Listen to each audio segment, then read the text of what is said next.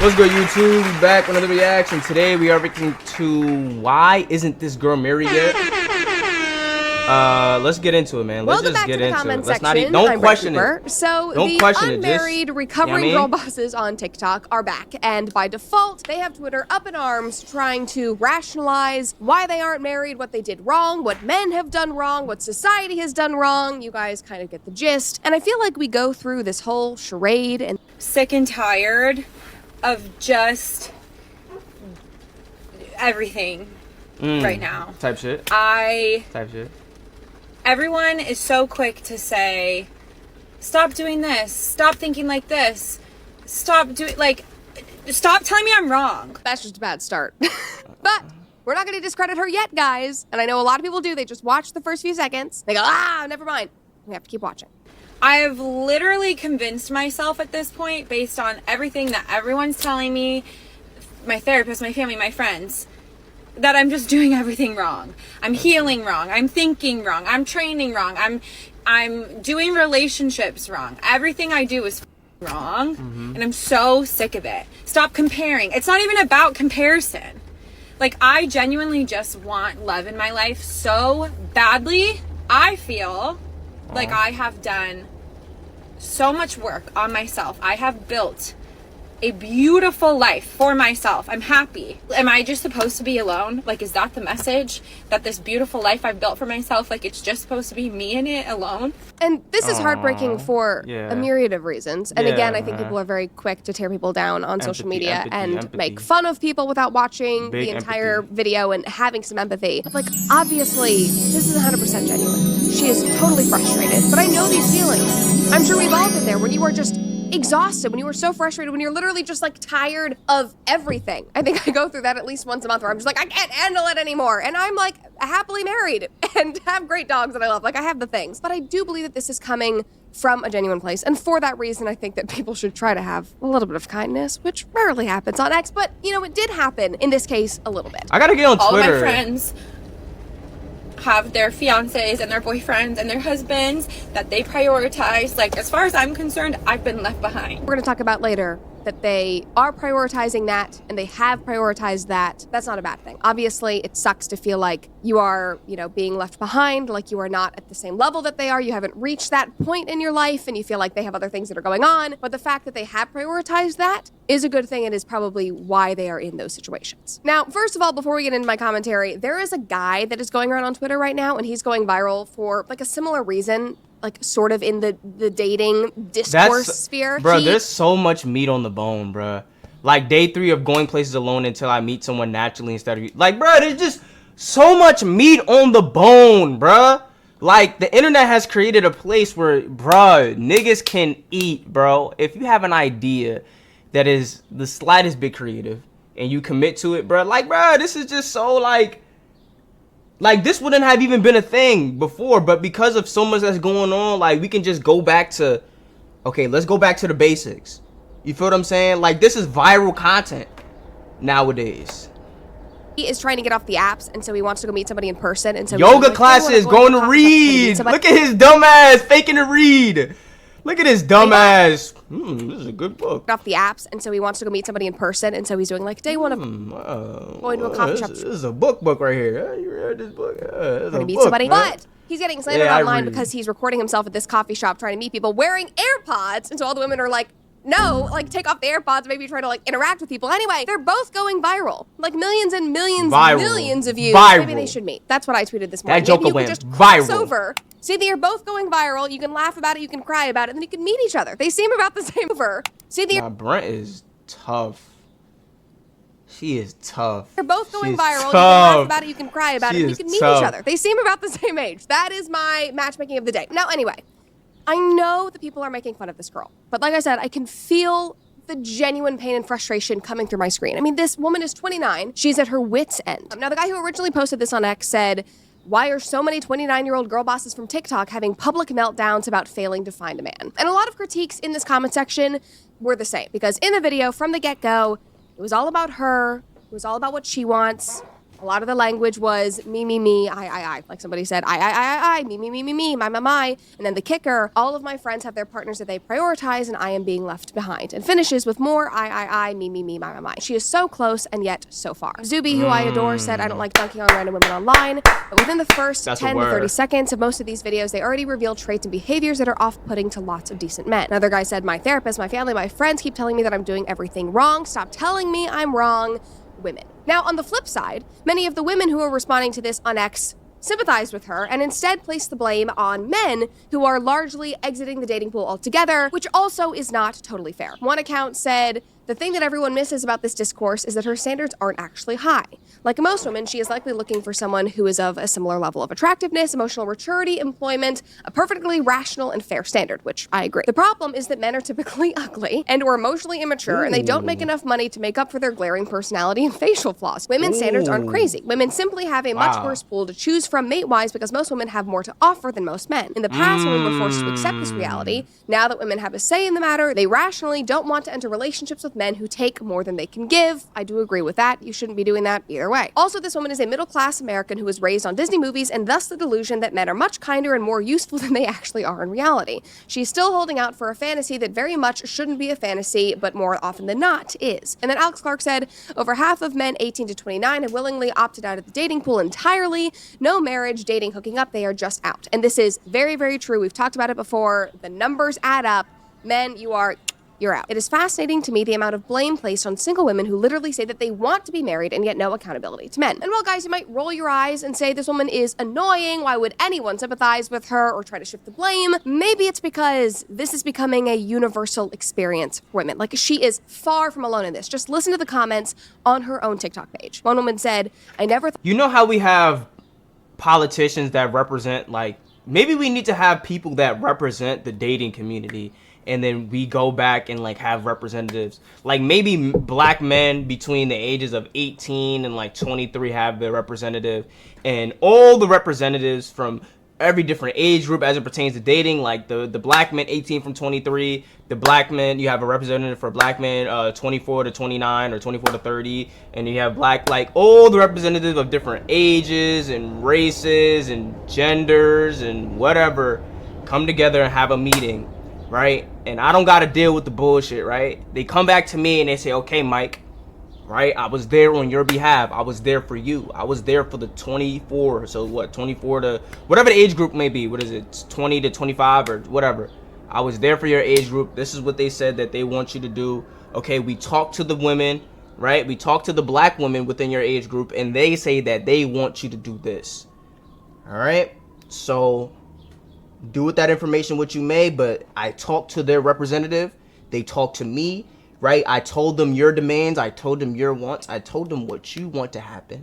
They told me what they want to happen. We had a discussion. There was a give and take. There was a push and pull. We were there for hours figuring out on your behalf, sweat, blood, sweat, and tears. Made sure that your tax dollars did not go to waste.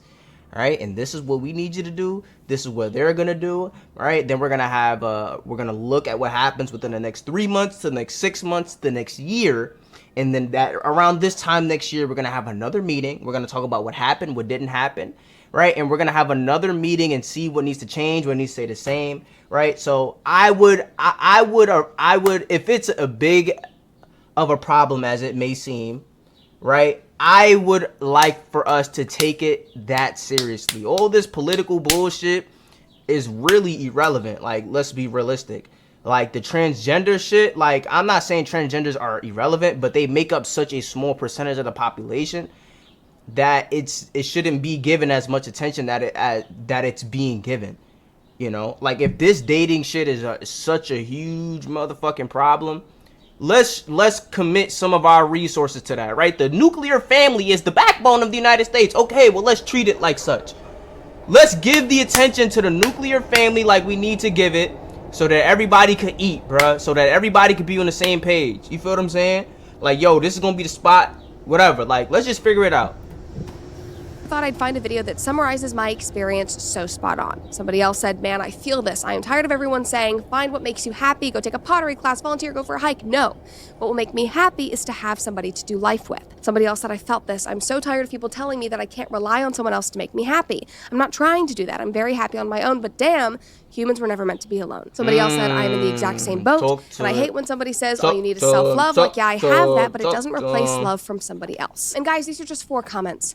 There were hundreds, maybe thousands, all echoing the same sentiment. Now, to be fair, objectively, the girls on X are right about the men exiting the dating pool. Men are choosing not to date, and let me tell you, I understand completely because dating is a mess out there. They're choosing not to date because of their terrible experiences with bad women and feminism on a whole, and how that has just completely screwed up society. But we have to be honest, that choice is impacting the good women who are still out there. Women who I know, who are my friends, who are wonderful and who I adore and who I want to find love and are struggling because the people that they see on apps, even people in their churches. Listen, I could only be so many places at once, okay? I could only be so many places. So let's figure out a way that I can satisfy all these women at once.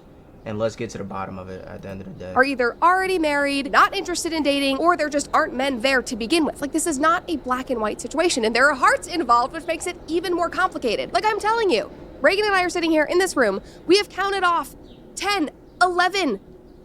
We all know that words have power. Talk to 'em. They set things in motion.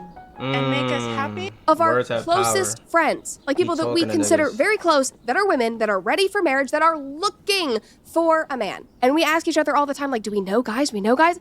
I know guys. Are they ready? No. Are they interested? No. They're not intentionally going out to try to, I mean, it is infuriating. And I understand why this has happened, but the result is heartbreaking. My lovely friend Noelle commented on this, and she said, not everyone has the luxury of marrying young. Many women do desire to marry young. I did. But the reality is that many men are not pursuing marriage at a young age. Do we expect women to settle? To marry ungodly men who lack morals? Women have no choice but to pursue. Okay, this is what y'all not understanding though. Okay, so let's break this down from a male's perspective, right?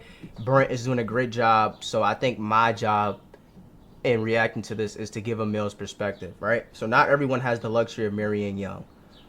Most women do have that luxury. I know a fair amount of women, and they are not seeking men that are good for marriage. They're seeking niggas that beat on them, that do all types of craziness to them. So you are attracting what you are. Like, if you were that type of woman, I would be on shorty's bodies, bruh. A shorty that look good, that love God and feminine, bro, I'm on her body, bro. Like, it's not difficult to please men, bro. It's not. But y'all give all y'all energy to niggas that treat y'all terribly. And so that's what y'all do young, and then y'all try to wait till niggas get older, and then niggas don't really care no more at that point. Like, you already treated me like dirt when I was young, so I'm not jacking it no more. Women do desire to marry young. I did, but the reality is many men are not pursuing marriage at a young age. This is true. This is true. Many men are not pursuing marriage at a young age. That's fair. That's fairly true. I mean, they're out there, you know, that but I think a lot of times women demonize men for sexualizing women, but I think that a lot of women sexuality is the only thing of value that they actually bring, they actually offer, right? The value of a BBL, or a girl that can shake their ass, or a girl that can do all of these, you know, different things, or a girl that can go to the club, a girl that can drink. Like, bro, you not even like, can you pray for me? Like, I understand some men are not interested in that, but can you pray for me? Can you speak life into me? Can you pour into me? Like, do you even have, is that even on your tool belt? I get it. You can go 3 weeks without drinking water. Congratulations. You're a cockroach. Good for you. You can go days and days without drinking water. You can live off of just pure Ciroc and hand sanitizer. I get that. Okay, that's on the tool belt. I'm not even mad it's on the tool belt, but can you pray for me? Can you speak life into me? Like, is that even on your tool belt? Build it and they will come. Build yourself as a woman who is God-fearing, and you will attract a God-fearing man. Put it on the tool belt. There's a reason that y'all attract niggas that treat y'all like it's the same nigga over and over again. You think it's a fucking coinky dink? Ain't no coinky dink. It's you. Alright. Women have no choice but to pursue a career that will pay their bills and allow them to survive. I think you can do both. I think we live in a world of and. We don't live in a world of or. We shouldn't shame these women. I mean, I guess you shouldn't shame, holding them accountable, I guess, but shame, no. These are not radical feminists. These are women suffering from a lack of good men in society.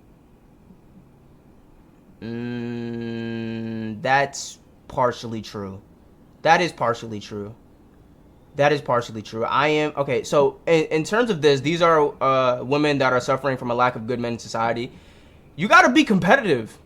Right? I think that we're getting to a point where it used to just be like men have to be competitive for women. Men have to be competitive in the dating pool. Now we're getting to a point where women have to, you got to compete. You got to box out. You feel me? You feel what I'm saying? You have to compete the same way that you compete in your career. You compete in the classroom. And anything that is valuable, you have to compete. Now a good man, a quote-unquote good man, is a man that makes a substantial amount of money, a man that looks good, a man that's in great shape, a man that can talk and communicate, the man that can stimulate you, a man that can do all of these things, all these things that you want. You got to compete for him at this point. You got to compete for him. You have to compete for him. So the first thing you have to do, right, is you have to say, okay, what does that guy that I'm looking for want? Okay, he wants feminine, he wants this, he wants that, he wants blah. Okay, I need to be the best that I can possibly be at that. Point blank. You got to be competitive at this point. But I trust that God is a sovereign, kind, and knows what is best for me. Okay, stop shaming single women over the age of 23.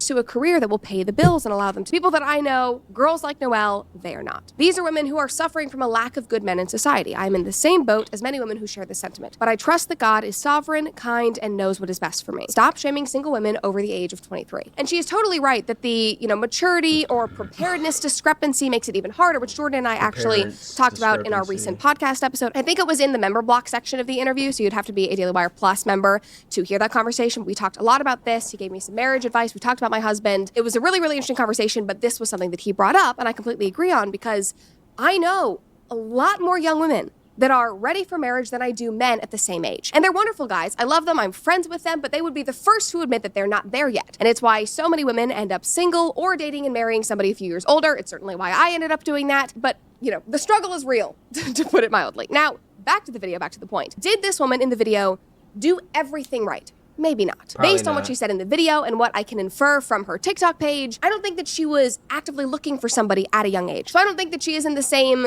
purely unlucky boat as many of my friends or the girls on X who are sharing that sentiment. She was focused on herself. We obviously heard that in the video. Her career, traveling, fitness, success, whatever, which is fine. But you have to acknowledge that that was the priority. That is where you were putting your energy, not finding a husband. And obviously, per usual, there is still nuance here. I'm not saying that all of that needs to fall to the wayside. Those things are important. Your health is paramount. I mean, everybody knows that I have been spending the last making that she bought into the very prevalent girl boss mentality of I don't want a man, or waiting to find a man until you have everything you want and you've done everything that you want to accomplish. And now that she has all of that and she's spent all of that time prioritizing that, she's been left lonely. Now, my recent favorite follow on X, if you take one thing from this video, it's the last message that we'll talk about, but also you should go follow her. Her name is Allie. Her username is @Cuffalo, and she posts the best, most balanced relationship and gender insights, and she just hit the nail on the head with this story. She said, the issue with capstone marriages isn't women delaying fertility, settling, etc. The issue is deeper and more fundamental. Being rewarded for finding yourself with a soulmate just isn't real.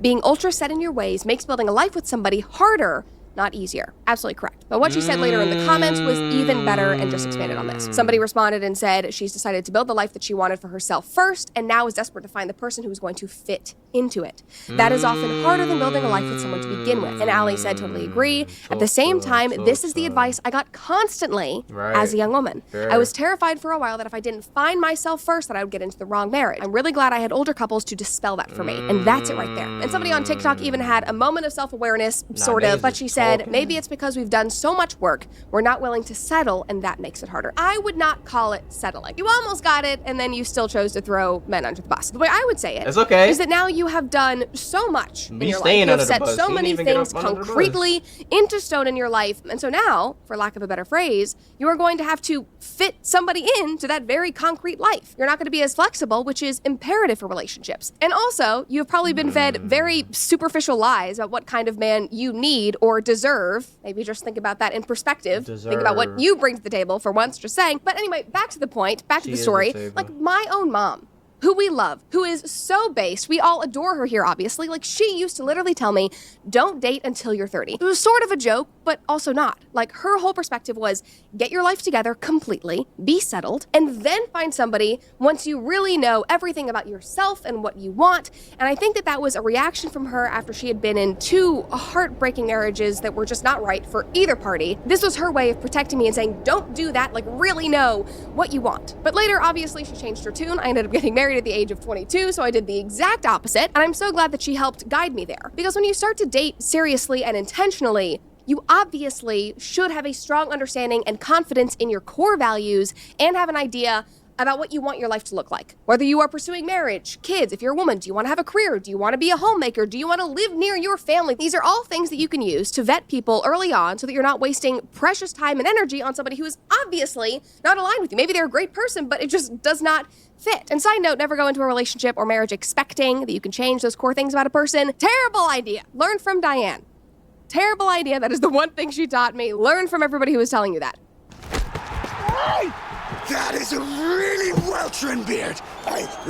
But even though you need to know those things about yourself, do you need to have found total success in your career? No. Do you need to be making 6 figures and own a home? No. Do you need to have the dream car? Do you need to have the dog? Do you need to have traveled to every country that you want to go to as a single boss babe girl? No. That is ridiculous. Somebody said she's upset because she wants to find a person to build a life with, not realizing that she has already built the life. Hence why post-life built phase dating is so difficult. This is why we tell you to get engaged at 23. Building that life and doing all of those things, traveling, buying the car, getting the dog, whatever, with somebody who you adore and respect is so much more meaningful. I don't know why we lied to so many people and said that you have to do that before settling down. Like, oh my gosh, if I could have done everything in my life with Alex, I would do that because I adore him and he's so much fun. And it's so much more meaningful when I get to go do things with him. And dating when your life is not totally concrete is easier because you're not totally set in your ways with 2 completely independent and separate lives. You have to figure out how to mesh together. And like I've said before, especially for women, if you even think in the realm of possibilities that you might want to be married and you might want to have children, that is something that should be prioritized every day. Obviously, along with the things that make you happy and will make that season of singleness joyful and productive, because dating is hard. And women have a very small window of time that we are fertile in the grand scheme of our life. And finding your person does not happen overnight. You probably will have to weed through people, and that's okay. That's very normal. But we should be teaching people, especially women, how to do this successfully from an early age so we stop seeing videos like this. And to the people online who are just trolling this young woman, have some damn kindness and empathy. It's really not that hard. Like, I am sure many of these women regret their choices. I'm sure that now they know they were lied to and that they accepted that lie. I'm sure that they regret the way that they prioritize other things in their lives, but those lies were very, very difficult to resist. I mean, that boss babe feminist, I don't need no man, don't focus on finding a man idea. I mean, it just like... Shorties did forget about, Shorties did, remember that? I don't need no man. Remember y'all was saying that? Niggas ain't even... Niggas like, all right, cool. Like, this is, bro, y'all don't understand as humans. You create things with your words. You need men. So I don't need no man. I don't need a man. Okay, niggas is out. Wait, no. Be careful with your tongue. Like, it clung on to women. It was very hard to resist. I fed into that. My mother fed into that. Like, the best thing we can do now, knowing all of that, is just try to change course for the next generation. Try to change course. Amen. That's all we can do. That's all we can do, amen. All you can do is all you can do, man. Brent did her thing, man. Shout out to Brent, man. Shout out to Brent. What a video. Shout out to Brent, man. Shout out to Brent. Shout out to Brent. Shout out to Brent. She in her bag. She in her bag.